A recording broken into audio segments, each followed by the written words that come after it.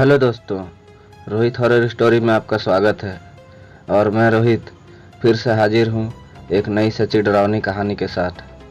तो दोस्तों, कहानी की तरफ बढ़ने से पहले आप हमारे चैनल पर पहली बार आए हैं तो सब्सक्राइब करना ना भूलें, क्योंकि इस चैनल पर मैं रोज़ाना एक नई नई डरावनी कहानी लेकर आता हूँ।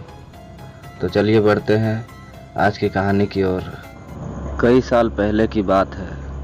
मैं जोधपुर के एक छोटे से गांव में प्राइमरी स्कूल में अध्यापक था। मेरे साथ उसी स्कूल में 5 और अध्यापक थे। उन लोगों की शादी हो चुकी थी और उनका अपना अपना परिवार था, और मैं कुंवारा था। मेरी शादी नहीं हुई थी। सब लोग गांव में मकान भाड़े पर लेकर रहते थे और मैं स्कूल के पास ही एक अलग छोटा सा कमरा बना हुआ था जिसमें मैं अकेला ही रहता था। स्कूल के चारों तरफ खेत और झाड़ियाँ थी। स्कूल गांव से थोड़ी दूरी पर था। स्कूल में बिजली भी नहीं थी और मैं अपने कमरे में लालटेन जला के खाना बनाता था और खाकर सो जाता था। तभी मेरे एक दोस्त ने बोला कि आप अपना टाइम पास कैसे करते हो?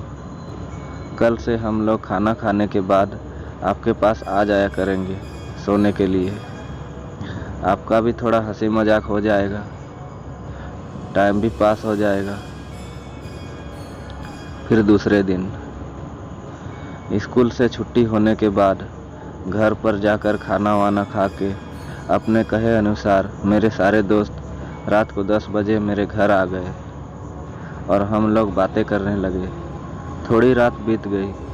फिर हमारे एक दोस्त ने कहा कि यहाँ पर ना तो बिजली है ना तो टीवी है। हम लोग बैठकर यहाँ क्या करेंगे? चलो आज कुछ मस्ती करते हैं। दूसरे दोस्त ने बोला, हम अपने साथ ताश के पत्ते लाए हैं, चलो खेलते हैं। और हम लोग धीमी लालटेन जलाकर उसके सामने बैठकर ताश खेलना चालू कर दिया। थोड़ी देर बाद गर्मी लगने लगी तो हमने सारी खिड़कियाँ खोल दी तो अच्छी ठंडी ठंडी हवा आने लगी और हम लोग ताश खेलने में व्यस्त हो गए। तभी हमारे तीसरे दोस्त ने बोला, हमारे पास बीड़ी और माचिस भी है, बोलो बीड़ी सुलगाए? हम लोगों ने बोला, क्यों नहीं। तो हमारे दोस्त ने 4 बीड़ी जलाई। सब ने एक एक बीड़ी अपने हाथ में ले ली। तभी एक दोस्त ने बोला, अरे भाई मुझे भी तो पिलाओ। हमने हंसकर बोला, क्यों मजाक कर रहे हो? अभी तो तुमने बीड़ी अपने हाथ में ले ली थी। तो उसने बोला कि हमको तो दिया ही नहीं, हमको लगा कि आप मजाक कर रहे हो, और हमने यह बात हंसी में टाल दी। दूसरे दिन मेरे दोस्त लोग मेरे घर फिर से आए और बीड़ी जलाकर ताश के पत्ते खेलने लगे। यह सिलसिला फिर देर रात तक चलता रहा। तभी मुझे लगा कि खिड़की से कोई लंबा सा हाथ अंदर आया और मेरी बीड़ी लेकर चला गया।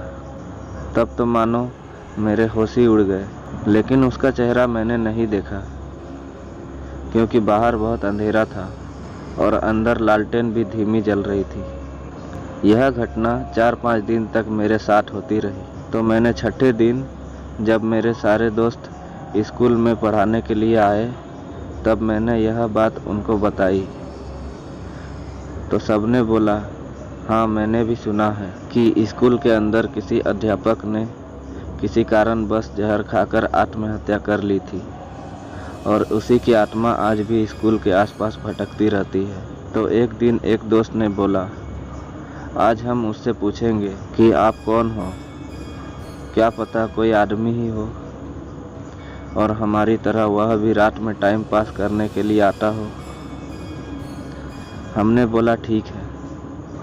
रात में मेरे सारे दोस्त मेरे घर आ गए। आज तो वो 5वां आदमी भी खिड़की से अंदर आकर बैठ गया, साथ में ताश खेलने लगा और बीड़ी भी पीने लगा। जब खेल खत्म हो गया तो वह खिड़की से बाहर जाने लगा। तभी मैंने आवाज़ दी, काका कल फिर से आओगे?